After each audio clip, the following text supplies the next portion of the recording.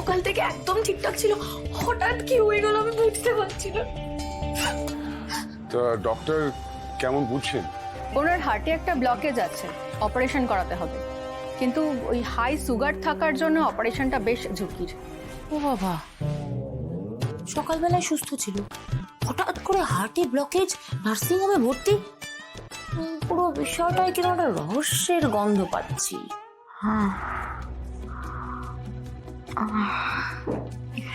আরে জয়িতা, আরে কি করছিস? মাস্ক কেন খুলছিস? মানে খুব ইচ্ছে আমি আমার মেয়ে বিয়েটা দেখে যাব। আমি পারবো তো রে? এই বোকা বোকা কথা বলছিস জয়িতা, নিশ্চয়ই পারবি। পারবি না মানে? তুই ঠিক সুস্থ হয়ে যাবি, দেখ। Sorry to say Mrs Ganguly, আমরা কিন্তু কোনো কথা দিতে পারছি না। মানে ওনার যা কন্ডিশন তাতে সার্ভাইভ করা বেশ কঠিন। আমার একটাই মেয়ে ইন্দ্রাণী, আমি তোর দায়িত্বে দিয়ে গেলাম। তুই একদম এসব কথা বলবি না জয়িতা। যে যাই বলুক তুই সুস্থ হয়ে যাবি। তুই কেন বলছিস এসব কথা জয়িতা? মম, মম এসব কি বলছো তুমি? মম, তুমি তো জানো তুমি ছাড়া আমার আর কেউ নেই। মম, মা, এই তো মা। সেদিনের অনু আজ কত বড় হয়ে গেল। আজ বাদে কাল তার বিয়ে। এই যে কাল তোমার মেয়ের আশীর্বাদ, দেখো সব যেন ভালোই ভালো মিটে যায়।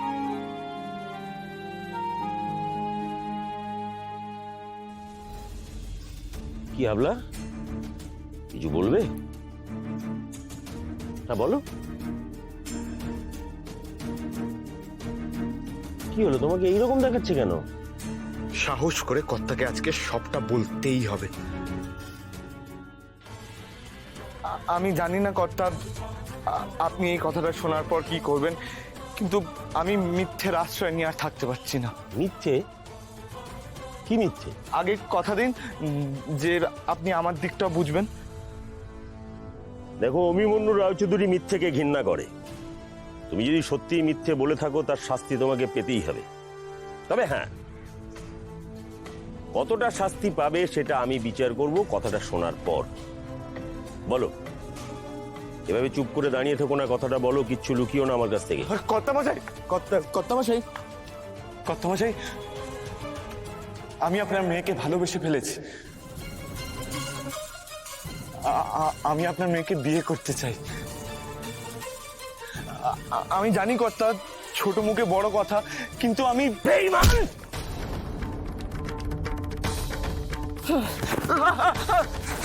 তোর এত বড় স্পর্ধা, আমারই খেয়ে আমারই পরে আমারই পেছনে ছুরি গেতে দিচ্ছ। যে থালায় খাচ্ছ সেই থালায় থুতু ফেলতে লজ্জা করে না তোমাদের?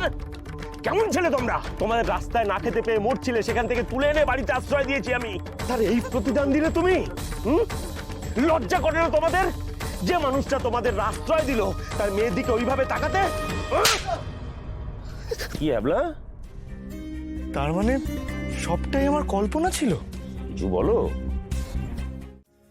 আমার একজন প্রিয় বন্ধু ছিল, জানো? কর্তা, কর্তা কার কথা বলছে? কে কর্তা? রাজশেখর গাঙ্গুলি।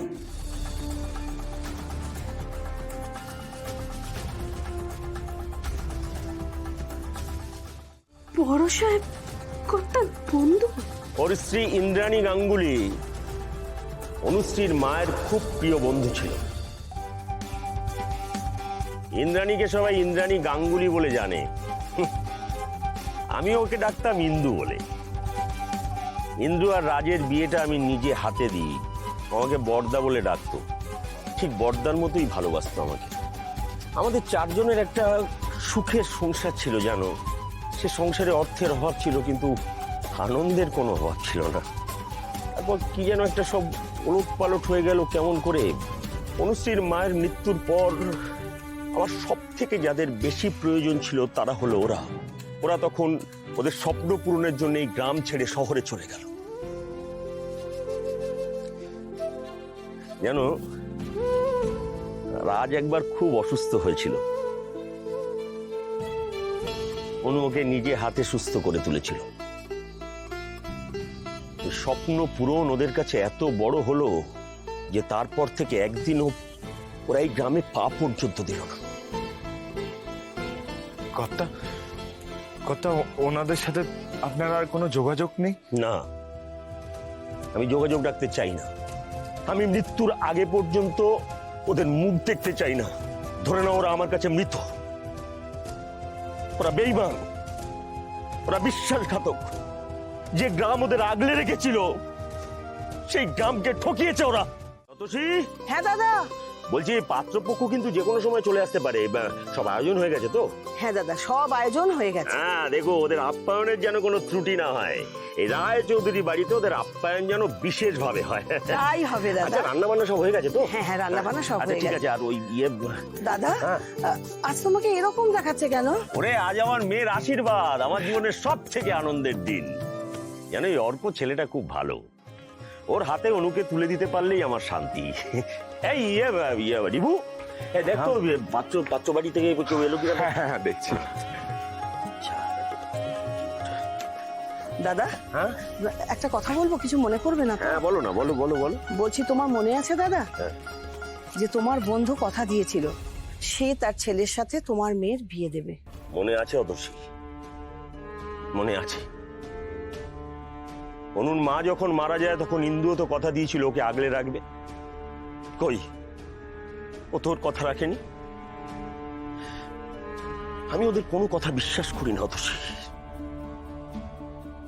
আমার মেয়ে ভবিষ্যতের দিকে পা বাড়াতে চলেছে। আমি চাই না ওর গায়ে কোনো অতীতের ছায়া পড়ুক। বাবা,